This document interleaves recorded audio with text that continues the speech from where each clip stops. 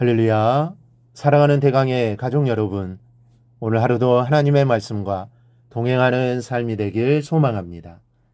오늘 함께 나눌 하나님의 말씀은 로마서 10장 13절에서 15절 말씀입니다.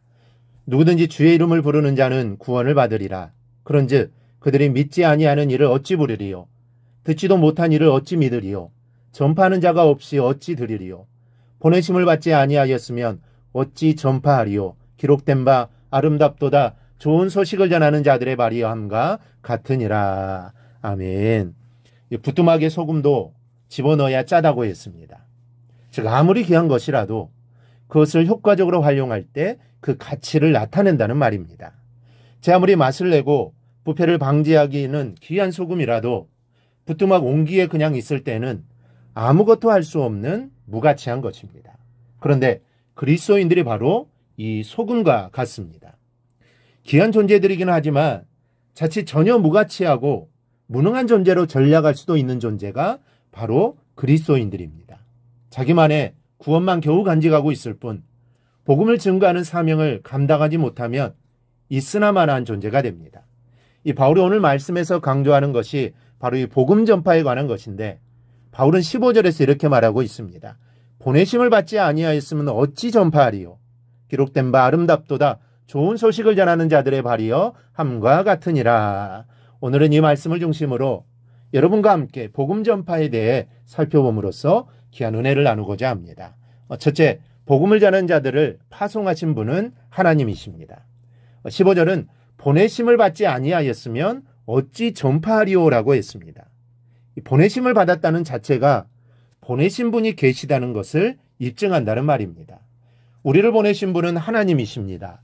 예수 그리스도이십니다. 우리는 예수의 이름으로 보냄을 받은 자들입니다. 따라서 우리의 모든 것은 그리스도 예수를 대변하는 것이 됩니다. 한 나라의 대사가 나타내 보이는 말 한마디, 행동 하나하나가 다 그 나라의 수준과 국력을 평가하게 만들듯이 여러분 한 사람 한 사람의 말과 행동을 보고 사람들은 하나님과 그의 나라를 평가합니다. 세상 사람들에게는 여러분 한 사람 한 사람이 그대로 예수의 현현이요 하나님인 것입니다. 그래서 사도 바울은 자신을 사신이라고 했습니다. 하나님의 사신이라고 했습니다. 하나님의 명령을 받은 자라는 것입니다. 그리고 사신은 보낸 자의 권위와 능력을 그대로 받은 자입니다. 즉 사도 바울은 하나님의 권위와 능력을 받아 복음을 전하는 것입니다. 그러니 그는 허투루 복음을 전할 수가 없었습니다. 아무렇게나 살 수가 없었던 것이죠. 왜냐하면 자신의 모습이 바로 하나님이 보이는 것이기 때문이었습니다. 그래서 그는 제대로 살았던 것입니다. 모든 일에 최선을 다하며 하나님의 영광을 위해 일평생 살았던 것입니다. 우리의 삶도 이래야 합니다.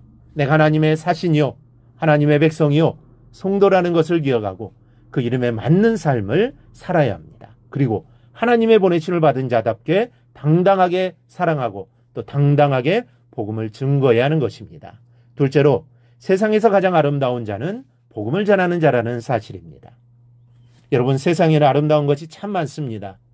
꽃이 아름답고 사람이 아름답고 보석이 아름답습니다. 형체는 없지만 부부의 사랑이, 부모의 사랑이 얼마나 아름답습니까? 나라를 위한 희생이 아름답고 이웃을 위한 봉사가 또한 아름답습니다. 아이들의 웃는 모습은 강팍한 마음을 일순간에 녹이기까지 합니다. 하지만 여러분, 이보다도 아름다운 것이 있습니다. 세상에서 가장 아름다운 것이 있습니다.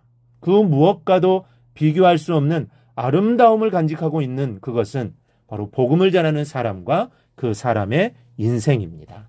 왜 그렇습니까? 이 세상에 어떤 사랑이 있어서 자기 자식이나 친족도 아닌 사람을 수도 없이 살리기를 원하겠습니까? 이 세상에 어떤 아름다움이 있어 영원히 퇴색하지 않는 고관 아름다움을 바라겠습니까?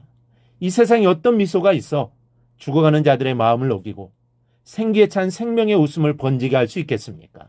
전도 외에는 없는 것입니다. 전도하는 사람만이 숱한 영혼을 살릴 수 있고 전도하는 사람만이 죽음의 그림자를 걷어내고 웃음을 선물할 수 있습니다. 그래서 15절은 이렇게 말합니다. 아름답도다 좋은 소식을 전하는 자들의 발이여. 이 말씀은 이사야 52장 7절을 인용한 말씀으로 이스라엘 백성들이 포로 상태에서 해방되었다는 소식을 전하는 파발꾼을 예찬하는 말입니다. 그런데 그 파발꾼의 발이라는 것이 어떤 발입니까? 오랜 기간 동안 여행을 했기 때문에 먼지로 더럽혀지고 지독한 냄새가 나는 발입니다. 그런데 그 발이 아름답다는 것입니다. 그 발로 말미암아 수많은 사람들이 좌절과 시리와 두려움에서 벗어나 이제 희망을 갖게 되고 해방의 기쁨을 갖게 되기 때문입니다. 여러분, 여러분의 발은 지금 어디를 향하고 있습니까? 인생을 무엇을 향해 움직이며 어떤 목표를 위하여 소비되고 있습니까? 여러분들의 인생은 복음을 위해 쓰여지고 있습니까? 일평생은 아니더라도 오늘은 무엇을 위해 어떻게 사실 것입니까? 이제부터 주의 복음을 전하는 아름다운 인생이 되시기를 바랍니다. 하나님의 보내심을 받은 사람이라는 자부심을 버리지 말고 삶의 터전에서 복음에 헌신하는 성도들이 되시기를 바랍니다. 내가 있는 그곳에 하나님께 나를 선교사로 복음 전도자로 보냈다는 자부심을 가지고 살아가기를 바랍니다. 그러면 여러분들의 발이 닿는 곳마다 복음이 증거되어 죽은 자가 다시 살아나는 역사가 나타나게 될 것입니다. 바로 이런 은혜가 우리 모두에게 임하기를 주님의 이름으로 축원합니다. 오늘 묵상한 말씀을 굳게 잡고 삶으로 실천하며 살아내는 대강의 모든 성도들이 되기를 축복합니다.